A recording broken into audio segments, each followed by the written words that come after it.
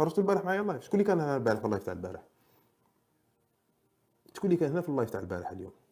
تاع البارح بليتو، كتب لي هنا باللي كان معايا في اللايف تاع البارح.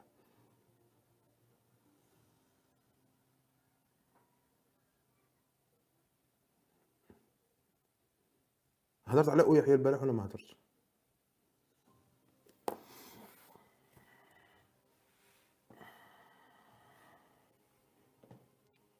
قرا لي عند النقطة 1 2 3، قرا عند النقطة الثالثة الحمراء.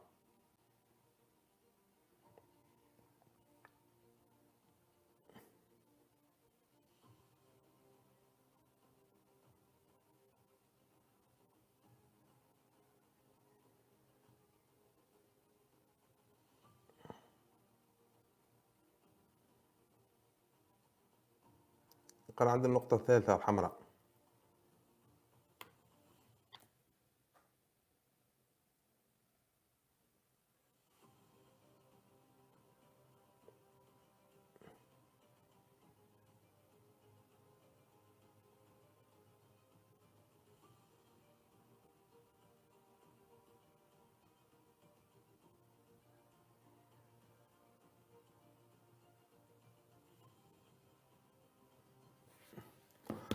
الغاز خرجوا يجروا. إحضار كونيناف إلى الغرفة الثالثة بالقطب المالي والاقتصادي بسيدي محمد، محكمة سيدي محمد. كونيناف تم سماعه كشاهد في الملف الثاني للإخوة كونيناف. الملف يتابع فيه 14 وزير سابق من بينهم هدى فرعون ويحيى وسلام. الملف متابع فيه 3 ولاة من بينهم المهم ويحيى. علي روح انت تقول لي الملف متابع فيه ويحيى، كون جبتم ويحيى ثاني بريزونطاسيون، كون جبتوا ويحيى بريزونطاسيون، ولا غادي كي تشرعوا له في المره القادمه تدوا له ماذا بكم تدوا له الكاميرا للغرفه اللي راه فيها وصوروه بالزوم ومريح بالزوم ويهضر معاكم بالزوم بالكاميرا هكذا باش تقدروا بالك تقنعوا البردوع باللي ما كاش منها تآمر. على روح اليوم تجبد فيه تجري اليوم ان الغاز يا مولانا.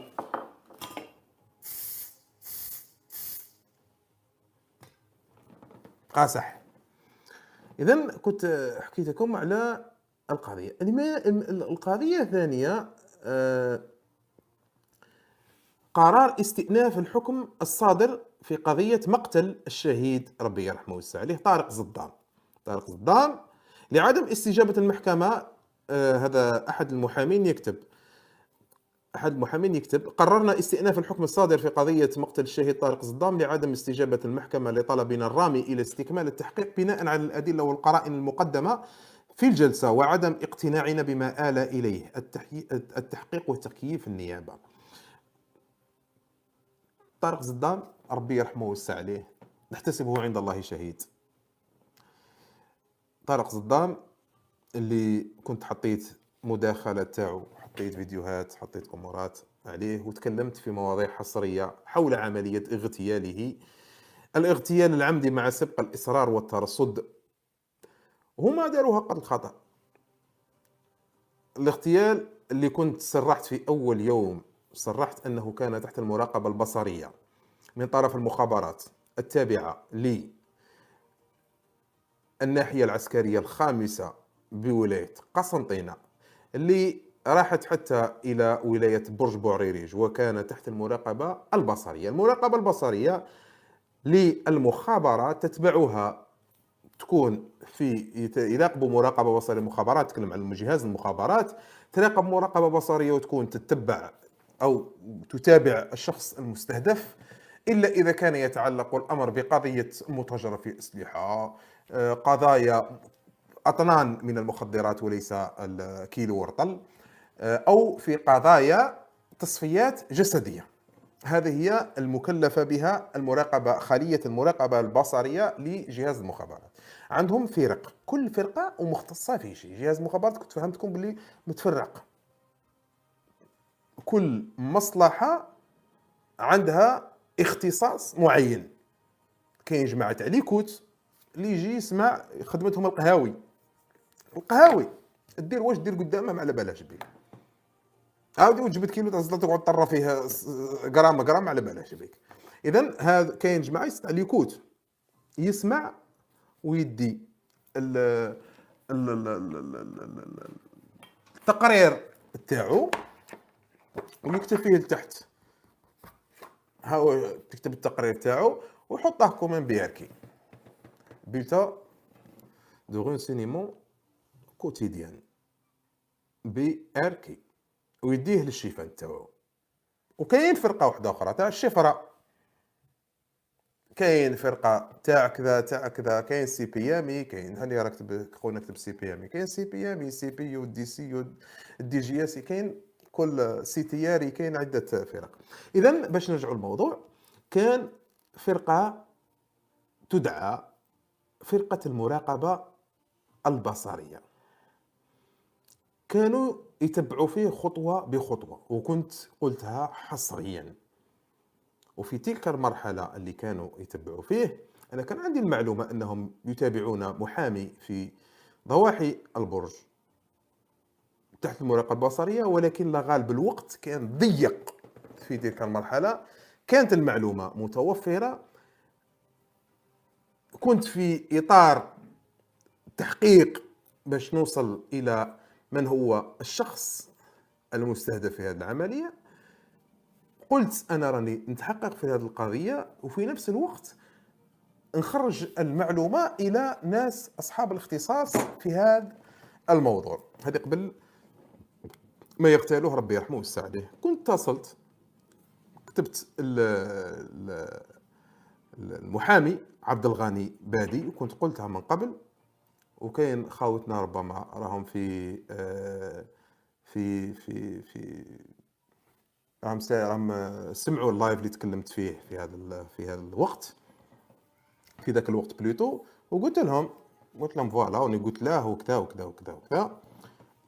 وقلت له ربما كاين واحد راه في منطقه معينه راهم يتابعوا فيه. اذا بعدها سمعنا بحادثه اغتيال المحامي.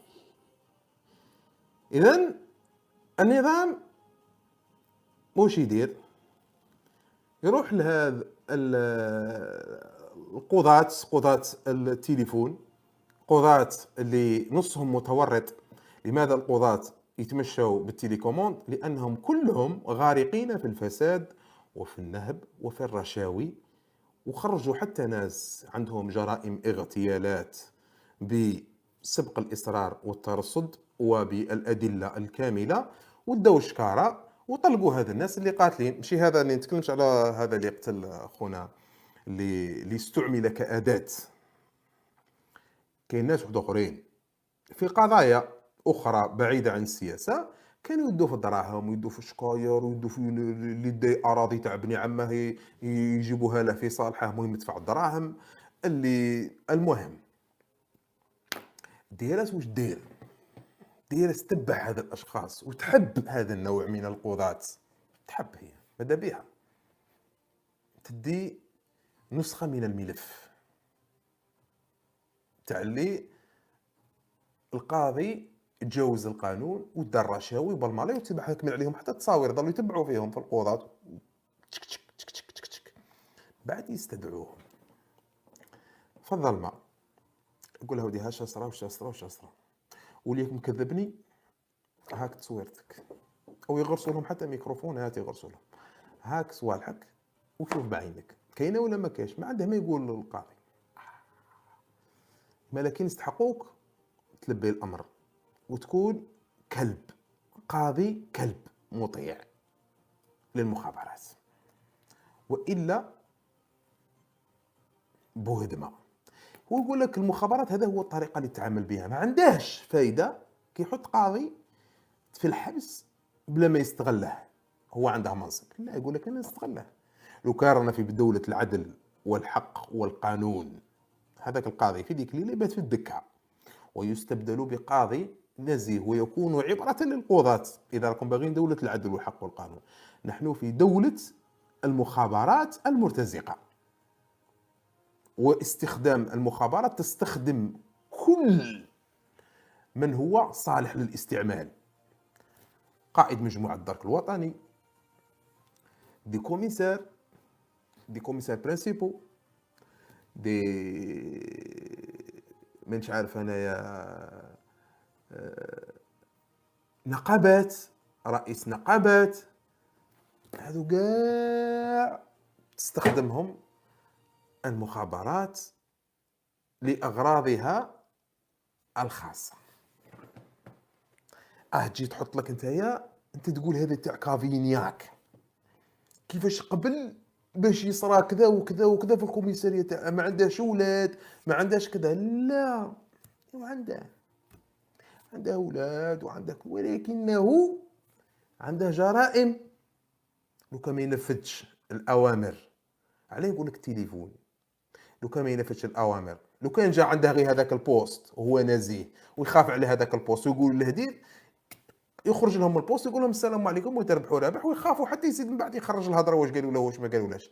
بس لا، هما لازم باش يحطوه في ذاك البوست ويعطوه الامر الفلاني لازم ينفذه ذراع، ما عندهش. لو كان يخرج عن تنفيذ القضيه يخرجوا له الملف يروح ديريكت للحراش، ما عندهش اصلا الوقت باش يجي يحكي واش صرا واش ما صراش، واش قالوا لي واش ما قالوش، يجي اصلا عنده دوسي واجد قاضي ماضي والسلام عليكم تفاعل. جبت لكم خير مثال وخير دليل بأدلة قاطعة دامغة لرئيس نقابة قضاة الجزائر اللي يتحكم في 6000 قاضي في الجزائر. الجزائر فيها 6000 قاضي، 6000 جوج في الجزائر.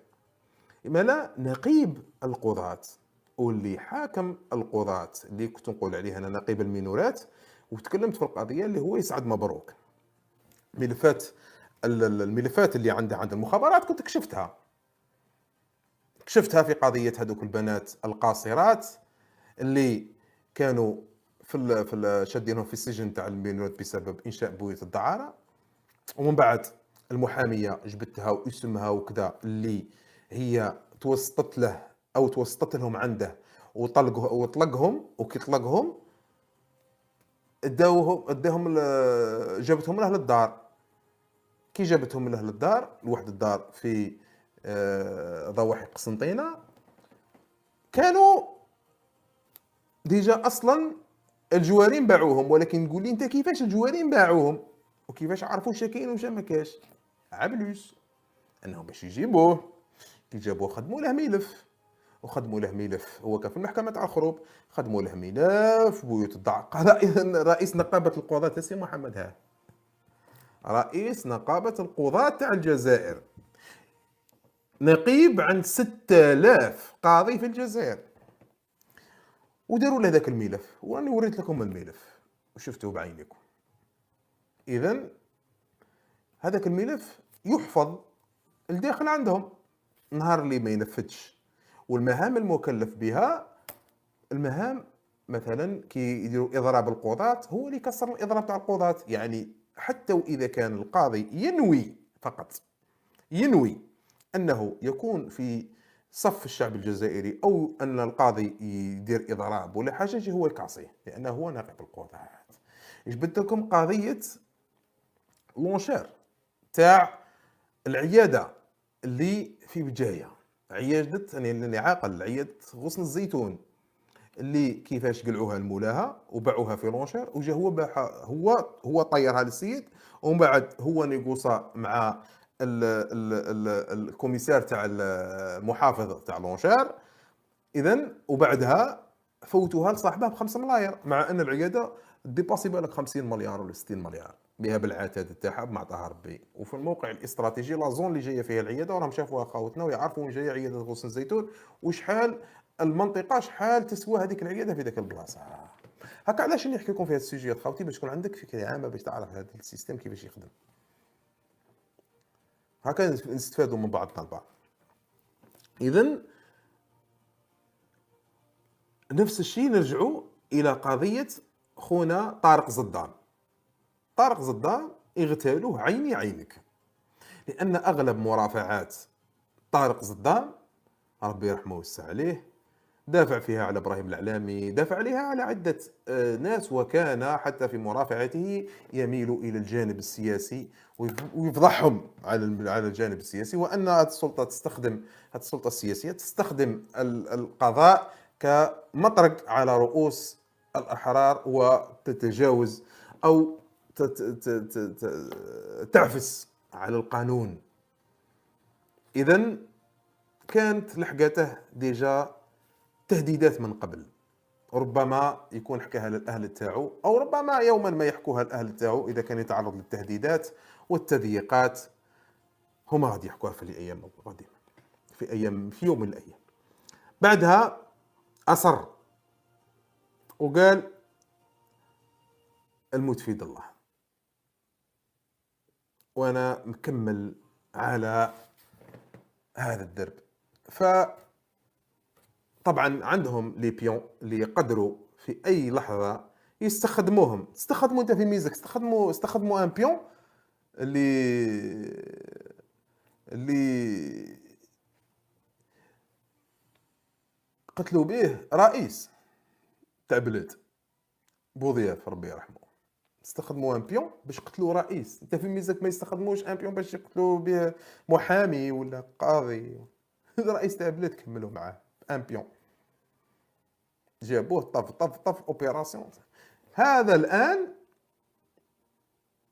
هو ربما هذا لا يعلم اصلا من السلطه اللي مستخدماتها العليا. السلطه العليا طبعا يستخدموها عن طريق كابيتان ولا كوموندون ولا، ولكن وراء الفوق ما يعرفش ربما حتى شكون، انه مجرد زايله.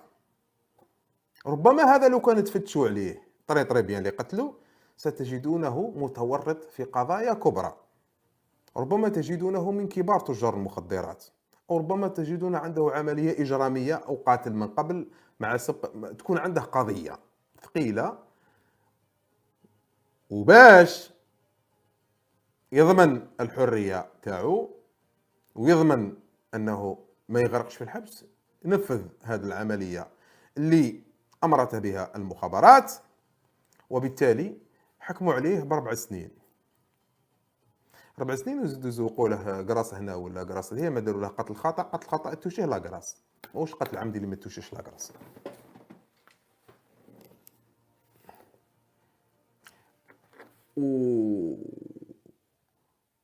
وخونا طارق زدان رحمة الله عليه، ولكنه في آخر المطاف مات رجلا شهيدا يخلده التاريخ وتحكي عليه الأجيال، واسمه ما يروحش. ها رانا احنا اليوم رانا نتكلموا عليه ونذكروه في الخير، وندعو له الله في ليالي رمضان أنه ربي يرحمه، وربي يغفر لنا ويغفر له، وربي يصبر أهله، ونحتسبه عند الله من أهل الجنة، وإن شاء الله ربي يتقبل الدعاء تاعنا.